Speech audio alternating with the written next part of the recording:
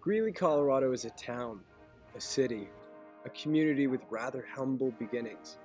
What was once a small farming community founded on the idea of a fresh start for a new world in the West has become one of the fastest growing communities in the United States.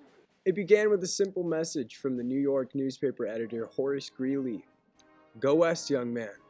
Go west and grow with the country. A man by the name of Nathan Meeker, who worked as an agricultural editor for the same newspaper, took Greeley's words to heart and started a group migration campaign with a simple newspaper ad, calling for hardy volunteers to venture out west and settle a community. Arrived there tired and hungry from our long tramp, we ground a little of that wheat in a common coffee meal, and mixing the coarse, unsifted meal with water and salt, cooked pancakes for supper. Meeker's goal was focus, to create a utopian society based on values such as temperance, religion, agriculture, education, and conservatism. Meeker received over 500 responses to his ad and began his journey under the name Union Colony. These respondents were all white Anglo-Saxons, and many of which were veterans who fought in the Civil War on the Union side. It began in the spring of 1870. The Union colony settled in an area just north of Denver, a city that was already well developed.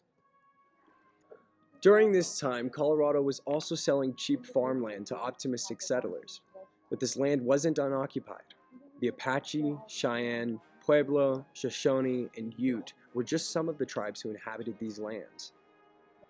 Farmers, ranchers, and those just looking for a fresh start migrated to northern Colorado in droves, hungry for the new opportunities that sat beneath the mighty Rocky Mountains. During this time, large-scale farming was not the norm. It wasn't until the introduction of irrigation ditches that agriculture began to boom across the state and in Greeley.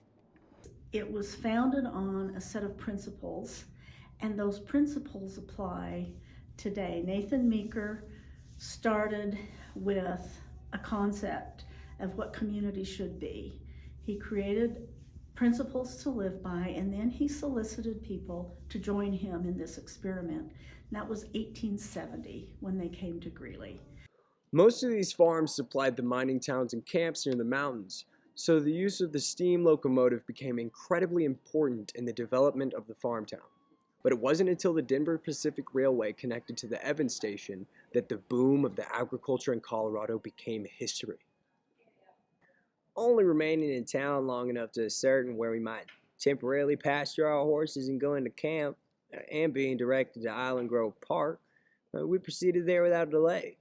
We stopped under the branches of the first large cottonwood, still standing. Once the farming community was settled, the rest of the community began to take shape. The first city hall and other official buildings began sprouting up. Schools, churches, blacksmiths, and merchants set up near the area, creating what is now modern-day downtown Greeley.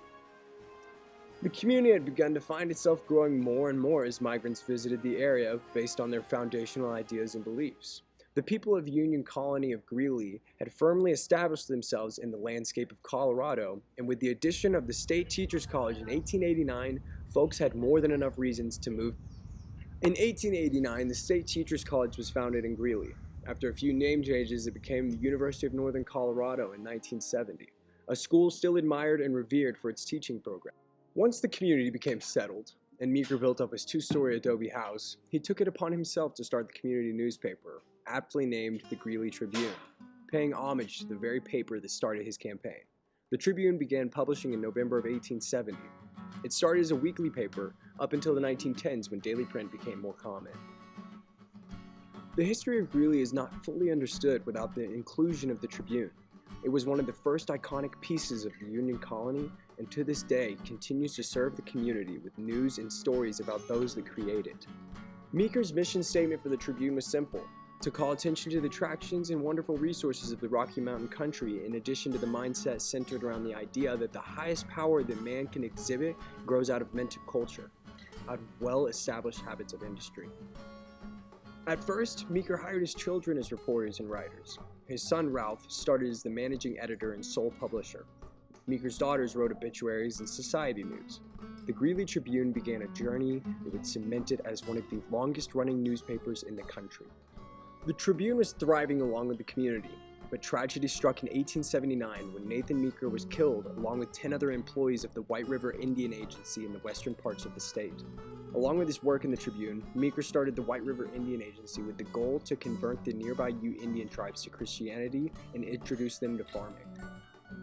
What started as an outreach program quickly became violent when a band of Ute Indians attacked the agency on their reservation in September of 1879. This attack coincided with another band of Utes attacking the U.S. military and Major Thomas Thornburg at Mill Creek near the western portion of the Rockies. This tragedy shook the Union colony members and the workers of the Tribune, but the workers of the Tribune upheld Meeker's legacy and continued the paper. As the community began to move into the new 1900s, the paper was changing. Daily editions became more and more popular within publishing, and the Tribune published its first daily print in June of 1904. Nowadays, the Tribune is still reporting on the latest happenings in Greeley. My name is Jerry Martin. I'm the editor of the Tribune. I started at the Tribune in 2013 as a copy editor and page designer. I'm Bobby Fernandez. I'm a sports reporter for the Greeley Tribune. I'm going into my 16th year this coming fall at the Tribune. I'm Mike Peters. I'm the old guy here. I started the Tribune in 1971. I'd taught for a year before then and worked for the city and did news releases for the city. And when I found out my boss was stealing, so I went to a city councilman and he said, "Oh, he's not taking that much. We're not going to do anything." So I quit. And when I quit, the editor of the Tribune called me and said, "I heard you quit. Would you like a job over here?" So I came to the Tribune in '71. I retired in 2011.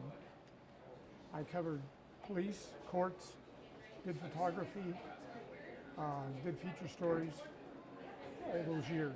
So I got to know Greeley pretty well.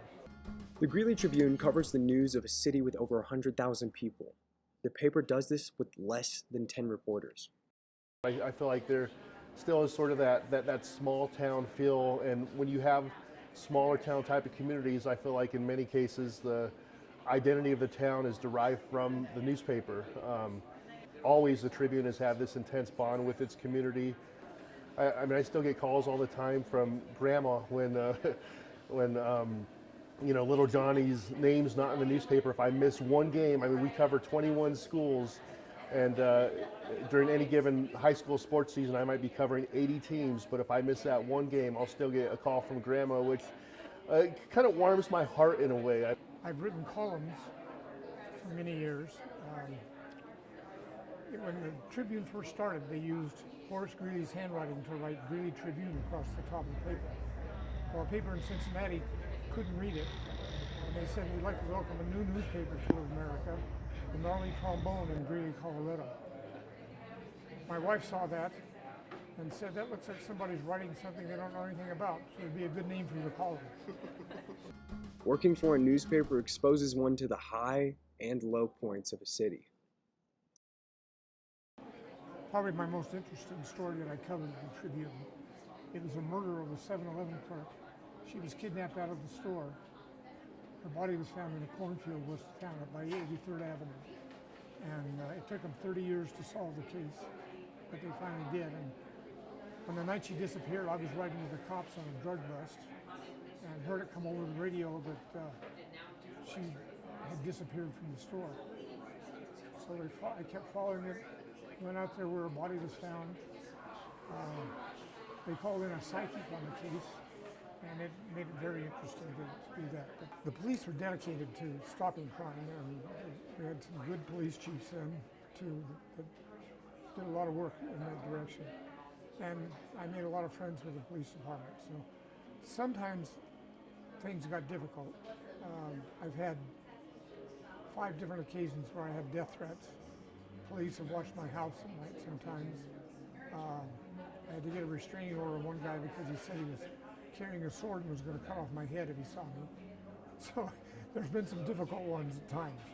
But I've never been attacked or harmed in any way. Some people got angry at the fact that we write about them in the paper that they committed a crime or got arrested. And they still do that, I'm sure. So it's just the way people are sometimes. And it doesn't make Greeley any worse. It was just Greeley is part of that society. For the workers at the Tribune is a reflection of the Greeley community. Because that's been such a changing demographic, I think, over the past 20 and 30 years, that it, for example, there was a time when there wasn't any political office here that was really contested in terms of Republican or Democrat. It was pretty much all, the Republican primary was going to be what decided it. That's not true anymore. Obviously, we have Representative Mary Young, who's a Democrat, who's been elected out of here, and right, I think, off the top is it just makes things like that different. It makes it competitive, and it brings more voices to the table too. I think that's especially true in the city. That you see that come through. You see kind of a generation of leadership that has Hispanic leadership that has come up that has really impacted what happens in the city, and even just during the pandemic, they were very big on trying to make sure that all the communities had access to a vaccine. So I think that just in the terms of the way that what's talked about, who's kind of represented, I think it's made a big difference. Greeley has a large Hispanic population, and the beginnings of this growth can be traced back to the 1930s. Greeley's farming community was hit hard by the Great Depression and Dust Bowl. Cattle had nothing to eat as the earth was drying up, as well as the money. As the dirt dried up, even the slightest breeze would kick up a dust that would seep through the poorly insulated walls of houses. Excessive exposure to the dust can cause diseases like dust pneumonia. Lungs filled with dust and cause chronic breathing and heart problems. Many people fled the area to try and find work elsewhere, while others migrated into Greeley. The Bracero program began in 1942 between the United States and the Mexican government in response to the labor shortage in the United States as a result of World War II. Bracero roughly means arms, or one who works with their arms. These braceros worked in demanding conditions, often working on their feet from sunrise to sunset 7 days a week. Greeley was one of the stops these workers made during their time as braceros. The braceros traveled with the seasons. Even after the bracero program was ended and many Mexicans returned to Mexico, others chose to stay. This would set the groundwork for Greeley's large Hispanic population today. Nowadays, Greeley is no longer the cow town it once was. While Greeley is still proud of its agricultural roots, it's more urban than before. With a population of 105,000 people, it is one of the biggest cities in northern Colorado. Today, the members of the Union Colony would not recognize Greeley. What started out as an exclusive all-white colony is now a bustling and diverse city. Greeley's population is 38% Hispanic. Today's Greeley wouldn't be recognizable without its Hispanic population, and their influence is felt just by walking through downtown Greeley. And the population is still changing, as jobs bring immigrants into Greeley. JBS is the world's largest meatpacking company. JBS also has a plant in Greeley. The meatpacking plant is bringing in workers from Somalia, Burma, Korea, and Thailand. These workers have a lot in common with the original colonists of Greeley. Both groups were looking for work and opportunities for success. The University of Northern Colorado is also changing the Greeley population. Gives us more diversity, more young people for a community that is somewhat aging. I don't know a negative to having a university. And I like the size of the university. I know that there's been some declining enrollment which is happening everywhere, but we're not a 40 or 50,000 student university, which might overload our city, but I think it's just about right. So I don't know anything different than having a university in my community, but I like everything about having a university in our community. Greeley and the community have proven themselves resilient in the face of adversity, even in the face of a global pandemic.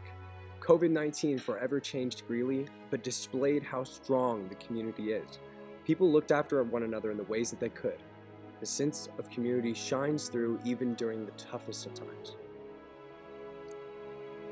And I actually grew up in Greeley, and my father was a history professor at UNC for a long time, about 30 years, and he actually wrote the history of the university, so obviously Greeley's just been a big part of our family's lives. And I met my wife, Leona, and had both my boys here in Greeley. Restaurants are part of the social fabric of people's lives. They're kind of, especially local restaurants. I had a gentleman who, him and his wife would come to Candy's and sit at the end of the bar and have dinner and drinks all the time, and then his wife passed away, and she had cancer, and he lost her. And then after COVID happened, and it was quite a while ago, and then he came by himself for a while. And then COVID happened, and he wasn't able to be there for like over a year. And when he came back, he told me he just realized how much Kenny's meant to him, you know, and they was just so happy to walk back in and see it, and it just brought back so many memories and everything, and it made me realize what a restaurant impact has on people in their lives. 2022 Greeley is still healing and fighting the pandemic, just like everyone else in the world. Yet the one thing that a lot of places around the world don't have is a strong sense of unity. Greeley is more than the place they work, go to school, eat, and make memories. Greeley is community. Greeley is home. Greeley means community to me. It's, everybody working together, partnerships. There's no just me, my own. We all help each other. Greeley's very much community. What Greeley means to me is it's just kind of the place where I really establish myself as a person and as an individual. I formed a ton of really cool relationships, found an awesome job, and got my degree at UNC. I think Greeley is a up and coming place. I think it definitely has a good foundation.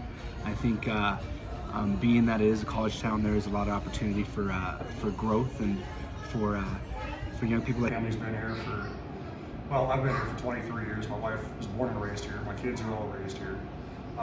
So, you know, we're definitely committed to this town, and we're going to be here for a long time with any kind of luck.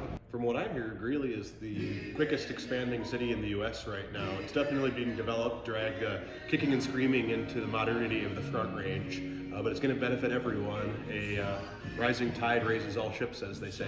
What Greeley means to me is family, community, friends, and a bright future for my children.